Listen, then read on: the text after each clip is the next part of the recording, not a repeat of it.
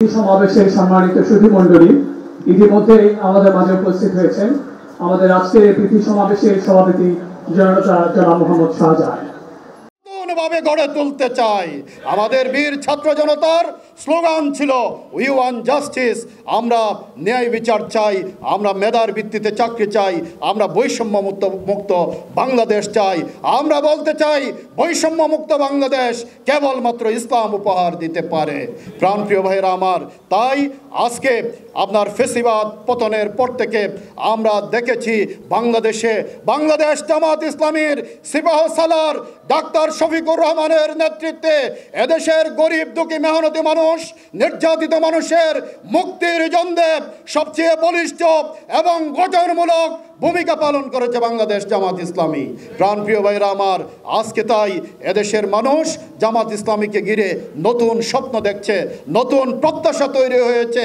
এদেশের মানুষ এখন মনে করছে যদি বৈষম্য মুক্ত সমাজ, ন্যায় ইনসাফ ভিত্তিক সমাজ, মানবাধিকার যেখানে নিশ্চিত হবে এইরকম একটি সমাজ প্রতিষ্ঠা করতে হয়, তাহলে সেটি কেবলমাত্র বাংলাদেশ জামাত ইসলামী উপহার দিতে পারে। বান্ডেল থাকলে প্রতি সেনমানিতে টাকা বাঁচবে।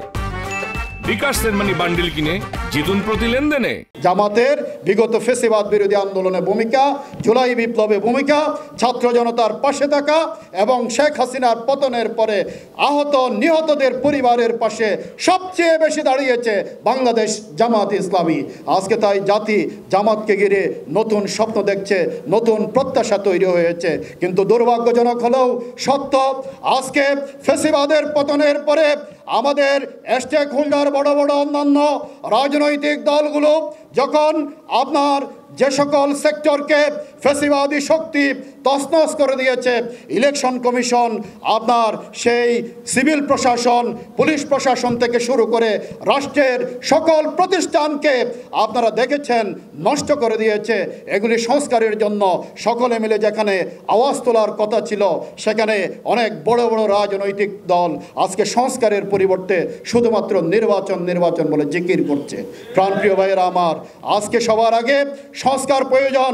ডক্টর ইউনূসের মতো একজন চিফ অ্যাডভাইজার পেয়েছি, তার নেতৃত্বে আপনার নির্বাচন কমিশন এমনভাবে সংস্কার করতে হবে যাতে করে আর কোনো অপশক্তি মসনদে পিছন দরজা দিয়ে আপনার ক্ষমতায় বসার স্বপ্ন দেখতে না পারে।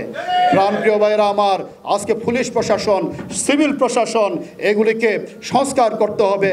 সংগ্রামী ভাইয়েরা আমার, এই সংস্কারের মাধ্যমে যেখানে একটি নতুন ব্যবস্থা, নতুন রাষ্ট্র কায়েম করার জন্য সবাই আওয়াজ তোলার কথা, সেখানে অনেকে সেটি আপনার আজকে অ্যাভয়েড করছে। শুধু নয়, আজকে দখলদারিত্ব, আজকে চাঁদাবাজি, আজকে ফেসিবাদ দের সময়ে যে সকল নির্যাতন, নিষ্পেষণ, চাঁদাবাজি, জুলুমতন্ত্র এই দেশের মানুষের উপর চলেছে, আজকে কি তা বন্ধ হয়েছে?